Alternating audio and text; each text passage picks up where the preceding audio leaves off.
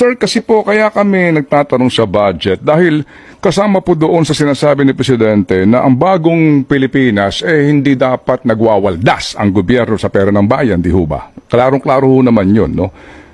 Sa kanyang Yes, mensahe, sir, di ba? po. Klaro yun.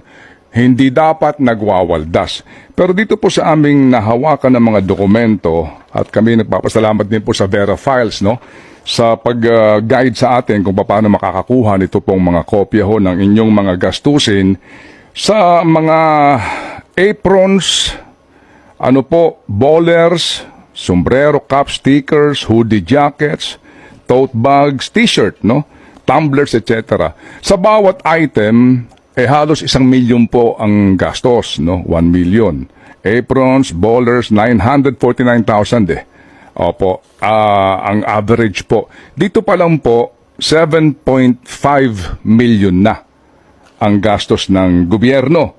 Pangalawa po, dito po sa inyong sound system, ano po, at dito sa inyong entablado, 16,400,000 pesos na po ang budget na inilaan dito ng PCO.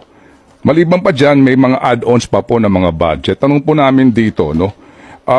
Ito hong budget na ito, na ginastos po para sa event, plus. Ito ho ba'y hindi natin may tuturing na pagwawaldas? Sir, as I mentioned po, for every activity ng Presidential Communications Office, meron pong budget na nakalaan. At alam naman po natin na sa government transactions, meron pong bidding process na nangyayari. So, may gumawa po ng mga market study for the service providers, for the food providers, sa lahat pong yan. Dumaan po sa proseso sa mga nabanggit nyo pong collaterals like t-shirts, aprons, cap, and stuff like that. Meron pong bidders at sang-ayon po sa proseso ng bidding ay yun po ang mga nakuha.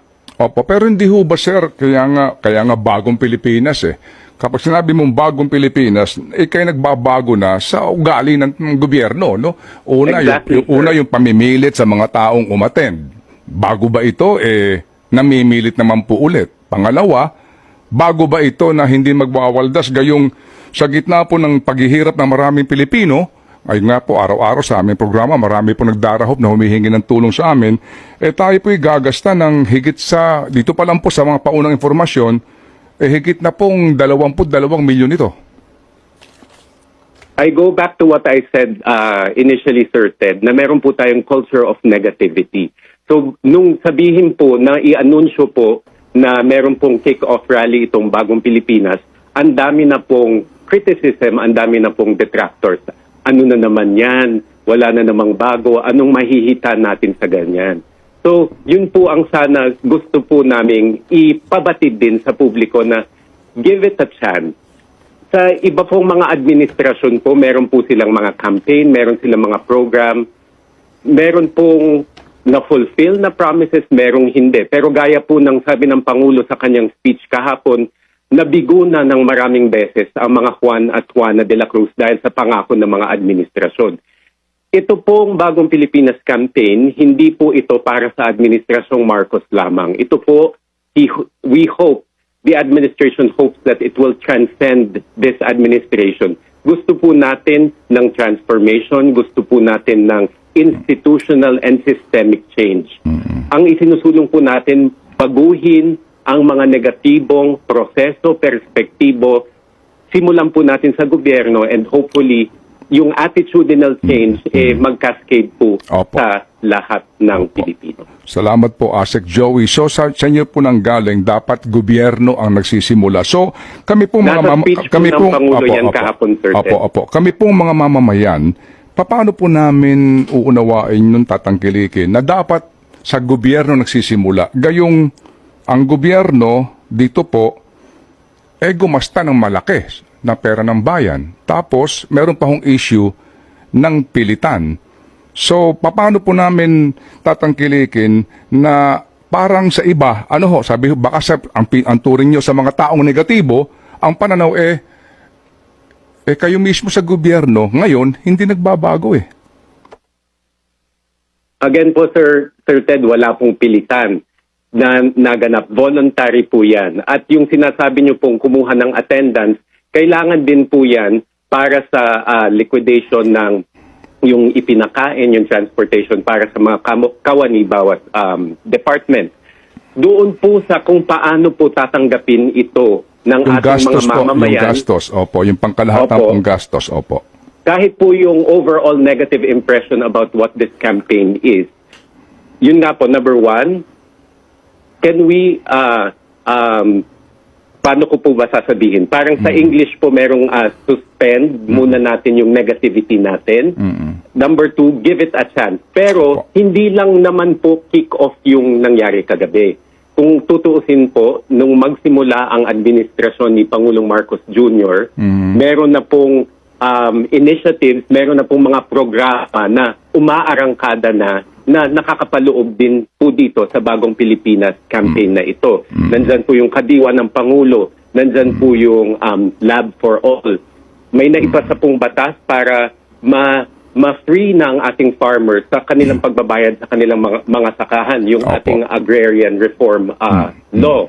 Marami na pong programa na kasi po ang problema nga po is sinofocus po natin sa single incident, sa single event which is the kick-off. Hindi na po natin nakikita yung nasa Opo, gilid opo. na nangyayari. Para Opo, pong opo. kabayo na may Opo. blinders. Opo, kasi nga din po, yung event nga is really, catching so much attention, particularly doon nga po sa usapin ng pagtitipid, no, sa pondo ng bayan. Hindi ho ba, wala bang alternative ito? Like, kung ang gusto lang po ng Presidente is to address the people in government, the people, us ourselves, pwede ka namang humingi ng airtime sa television network ng istasyon at ihuhook up ng lahat ng TV stations for free at sabihin yung kanyang mensahe, lahat pa tayo nakapanood, at our convenient time, prime time, nagagawa po naman yan ng Estado kung gugustuhin nila. Na, ganun, nakatipid ka pa at doon, yun ang ehemplo na ang gobyerno nakikiisa sa taong bayan na marunong magtipid. At dito po, hindi mo na kinakailangan pang linggo, mag-check ng attendance, mag-obliga, o kaya po'y gumastos ng ito sa mga paunang informasyon, higit 22 milyong piso na. That is an option, Sir Ted. Pero kung napanood niyo po yung programa kahapon, this is a rallying call. So, tinawag po naman na rally ito para sa mga kawani ng gobyerno. And what better way to relay a message, a directive, than to relay it in person. Nakita nyo naman po din yung pagtanggap ng mga kawani ng gobyerno sa naging mensahe ng Pangulo, lalo nung sinabi ng Pangulo na, bawal na ang tamad, bawal na ang masungit, kailangan baguhin po natin. Yun po ang gusto rin tumbukin ng Pangulo. Kung negative po tayo palagi at we have nothing to aspire for and we have nothing to re-energize the country, wala pong mangyayari sa atin kung palagi na lang po ang hinahanap po natin ay ang tinik sa mata ng ating kapatid. Opo. At siguro din po, maganda rin po nating unawain yung sinasabi ninyo kung nakikita po siguro din ng mga pangkaraniwang Pilipinong nagpapagal sa trabaho na nagtitipid ang gobyerno. May tanong po si Chacha po. Please, Asek, I hope you don't mind. Oo, Asa, good morning po. Good morning, DJ Chacha. Good morning po. Yun pong mga performers natin kahapon, libre po ba ito o bayad po yung mga talents natin? Na-mention ko po yan kanina, meron nag-volunteer ng kanilang information at meron po ding nag-donate ng fee para po makuha po ang ating mga artists. So, may mga bayad at meron pong mga hindi bayad? Yes po. Oh, kabisado po ba natin, Asa, kung sino yung mga talents na hindi po nagpabayad dito? Wala po akong information about that now. Siguro po in the coming days, kung meron pong pagkakataon, mailalabas po ang listahan na yan. Po.